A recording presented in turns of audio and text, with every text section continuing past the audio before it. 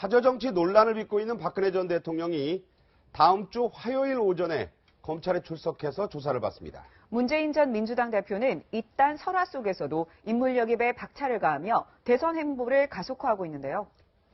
서로 대척점으로 치닫고 있는 전직 대통령 수사와 조기 대선 전국, 전문가들과 함께 집중 분석해 보겠습니다.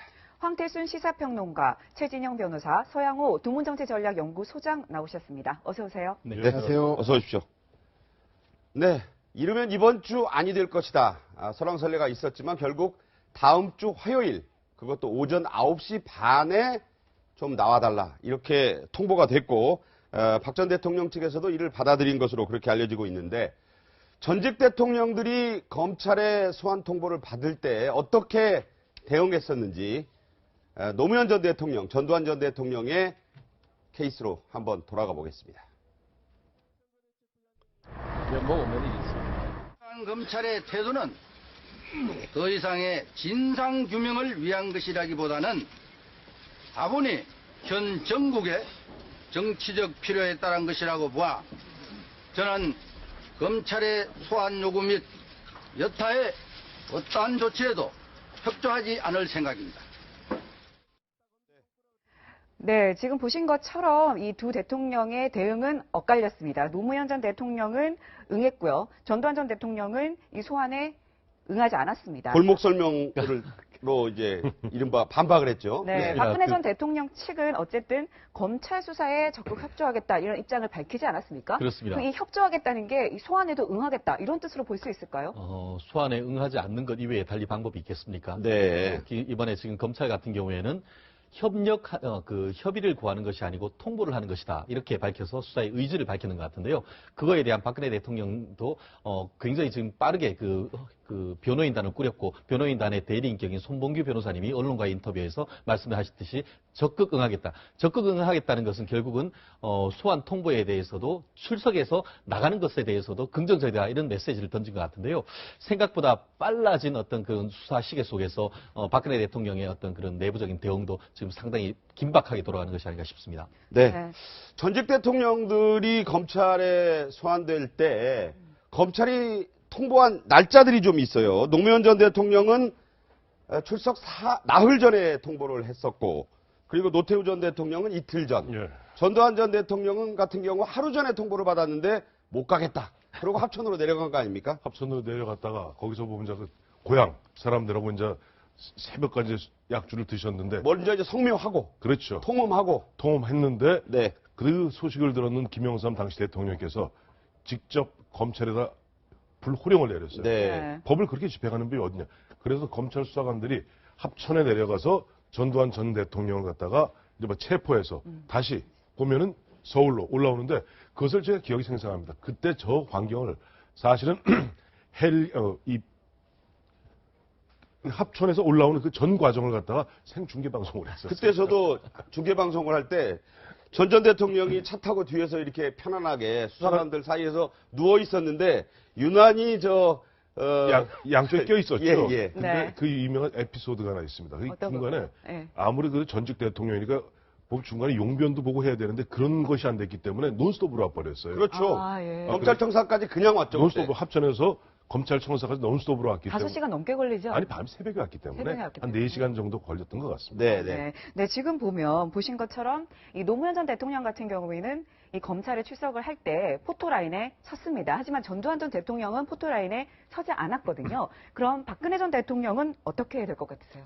저는 일단 그 대통령 측 대리인단에서 그 김평우 소속고 변호사가 사실상 경질, 탄핵 선고 인용됨에 따라서 사실 재판 법리 논의에서 패배하지 않았습니까? 그렇다고 봐야죠. 경질됐고, 네. 눈여겨볼 만한 게 지금 최재경 청와대 전 민정수석을 새로 선임시킨다는 말이 있는데, 그래서 그런 걸 보면 사실상 정치 여론전보다는 법리에 충실하려고 하는 거 아닌가. 그래서 일각에 드러나는 게 삼성동 사저 주변에 모여든 지지자들과 함께 농성에 들어갈 우려도 많다라고 하는데, 그러기보다는 일단 최재경 민정수석에 대한 그 변호사 선임기에 적극적으로 검토하고 있는 걸 보면 법리적 대응을 할 것이고 검찰 소환에 임할 것이고, 아마도 지난번에 삼성동 사저에서 첫날 밝혔던 진실은 언젠가 밝혀질 것이다라는 취지의 이야기 정도는 검찰 네. 수석하는 당일 포토라인에서 하지 않을까. 그것이 바로 최재경 민정수석이라고 하는 그 법률적 대리인을 선정하려고 하는 검토 배경이 아닌가라는 생각이 듭니다. 이게 네. 포토라인 얘기하셔서 그러는데요. 네네. 전두환 전 대통령 포토라인에 설 수가 없었어요.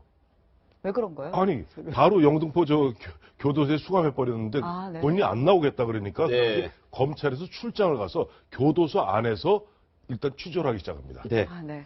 자, 이 손범규 전 의원이 이제 변호인단의 대변인격으로 발표하는 게 아니냐. 수사에 적극 협조하겠다는 얘기도 손범규 변호사가 했고요. 뭐 황성욱 변호사, 최명성, 서성건, 위재민, 정장현 변호사가 일단 선임계를 냈다고 하는데 네네. 앞서 말씀드린 대로 김평호 변호사, 서석구 변호사는 빠진 것 같습니다. 그래서 어제 김평호 변호사가 야구 모자에 점퍼 쓰고 사저에 왔다가 못 만나고 돌아가서 저게 왜 저렇게 왔을까 했더니 지금 이 상황과 결부해 보니까 당신은 변호인단에 끼지 마라. 이 소리를 듣고 달려온 게 아닌가. 그랬다가 이제 나가다가 기자들하고 이런 다툼을 벌였습니다. 다시 한번 보시죠. 어떤 뭐 연락하시고 오신 건가요? 아니면은 연락할 방법은 없는데. 예, 저희가 그러면은 관계자 외에 스크립을 특별한 말이 있어가지고 죄송합니다. 내가 네. 됐다고 본인께 한번 보내주세요. 아, 제가 지금 할 수 있는 건 없고 정치만 밖에 좀 계셨다가 제가 저희 정보사인 통해서 그렇게 하도록 하겠습니다. 김영훈 변호사님께서는 네. 저희가 대리인들하고 별로 상의하고 그렇게 행동하시는 거예요. 나름대로 독자적이라 하나 독특한 법리라든가 그런 걸 가지고 계시니까.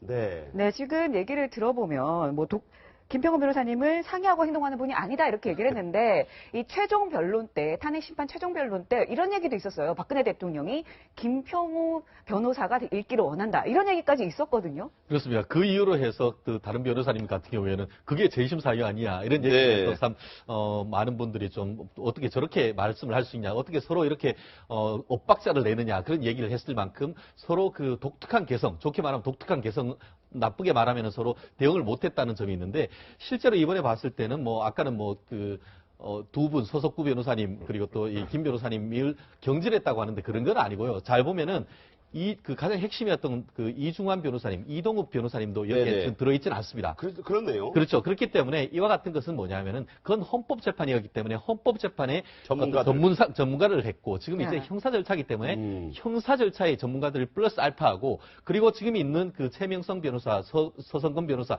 이런 분들 같은 경우에는 기본적으로 이 사건의 사실관계를 가장 잘 아는 분들입니다. 네. 그렇기 때문에 대응을 하기에 가장 좋은 분들로 지금 했고 플러스 여기에 검찰의 어떤 전문성을 가진 분들이 들어올 가능성이 상당히 높지 않을까 싶습니다. 네. 그래서 이제 최재형 민정수석이 본인의 수락 여부와는 관계없이 이제 합류가 검토되고 있다. 아직 본인 얘기는 없잖아요. 자, 그리고 중요한 것은 최순실 씨가 조사를 받았던 서울중앙지검 705호실. 만약에 다음 주 월요일 9시 반에 올라가면 티타임을 아무래도 뭐 전직 대통령 예우를 갖추고 저곳에서 이제 받게 될 것 같은데 저 내부 모습이 좀 궁금한데 저희가 한번 꾸며봤어요. 네, 보시면 저기 빨갛게 보이는 게 바로 CCTV입니다. 저 CCTV 2대가 박근혜 전 대통령이 수사를 받는 내내 녹화를 하게 됩니다. 그 옆에 박 전 대통령 옆에 변호인이 앉고요. 수사검사들이 앉아서 계속 진행을 하게 되는데요. 저 CCTV 녹화, 박근혜 전 대통령 측이 녹화만은 안 된다. 바로 그렇게 얘기하지 않았었습니까? 네, 지난번에 그 특검의 대면 조사가 무산되게 된 결정적인 쟁점이 바로 녹화 관련 부분이었는데요. 대통령 측은 그 당시에 유출을 우려한다고 했는데 검찰 조사와 관련 그 특검에서는 검찰 수사 관련해 쓰기 때문에 향후의 그 진술의 번복이라든가 법리적인 논쟁 때문에 그것을 대비하기 위한 것이지 이것이 외부로 유출될 우려는 없다고 했음에도 불구하고 저것이 빌미가 되어서 그 당시에 조사가 거부되었는데 저것이 아마 노무현 전 대통령이 조사받았던 것과 달리 노무현 대통령이 조사받았던 곳은 아마 저거보다는 더 방이 좀 크고 대검이었죠 그때. 대검 중수부였어요. 그때 중수이과장 우병우 씨가 네, 거기 했었죠. 조사실은 좀 더 크고 화장실이라는 게 구비되어 있다고 하는데 저쪽은 그렇진 않고 아마 녹화 기능에 충실하기 위해서 그 촬영을 위해서 목적으로 저 조사실을 사용하고 있는 것 같습니다. 자, 특수본 검찰 아닙니까? 하루에 가급적이면 끝내서 지금 뭐 모든 준비를 철저히 해서 아마 밤샘 조사는 안 이어질 것 같다는 얘기 나오는데. 그래서 9시 반까지 나오라고 네. 통보한 것 같아요. 아, 네. 옛날 노무현 전 대통령 당시에도 보면은 한 10시간 가까이 조사를 했습니다.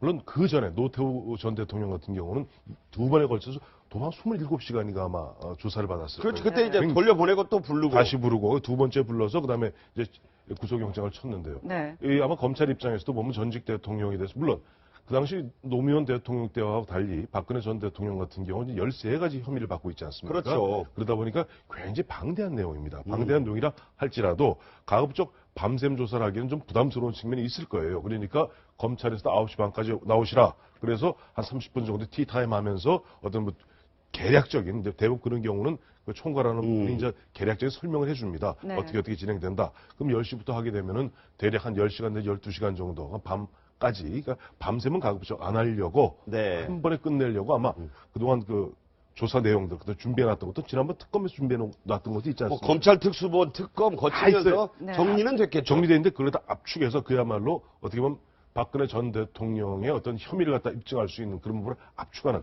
그런 과정을 거치면서 하는데 저는 그 당시 노무현 전 대통령 때하고 이번에 다른 게 하나 있어요. 뭐가요? 어떤 게요? 노무현 전 대통령 때는 4월 30일 날 노 전 대통령이 출두하셨습니다만은 그 전에 4월 22일경에 먼저 서면 조사서를 보냅니다. 아, 네. 그렇죠. 네. 그래서 3일 만에 서면 조사서에 답시를 받고 그다음에 앞서 말씀하신 대로 자 4월 30일 출두하세요. 네. 라고 얘기해서 어느 정도 그 당시에 보면은 동아일보 등을 보면 조금 비판적인 시각도 있어요. 네.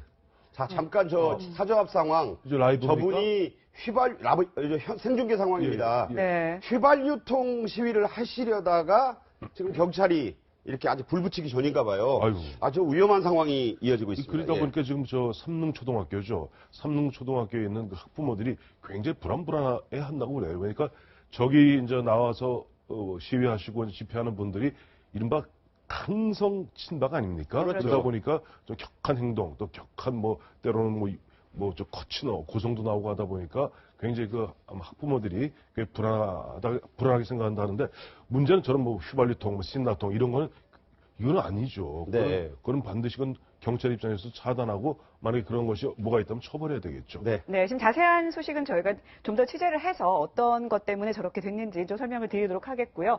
자, 아까 말씀하신 것처럼 박근혜 전 대통령이 검찰 조사를 받으면 최순실 씨나 뭐 안종범 전부 다 이렇게 검찰 수사를 받은 후에는 바로 구속되지 않았습니까? 박근혜 전 대통령 같은 경우에는 어떻게 될까요? 결론적으로 말씀드렸을 네네. 때 구속영장을 청구할 가능성이 상당히 높지 않겠습니까? 음. 아시다시피 청구하는 주체는 검찰이고 최종적인 발부하는 주체는 법원인 것이죠. 네. 영장 전담 판사가 그렇습니다. 있겠죠. 그렇기 때문에 제 말씀의 취지는 결국 형평성 취지에 비춰봤을 때 법과 원칙대로 한다라고 했는 측면에서 봤을 때는 영장 청구할 가능성을 매우 높게 봅니다.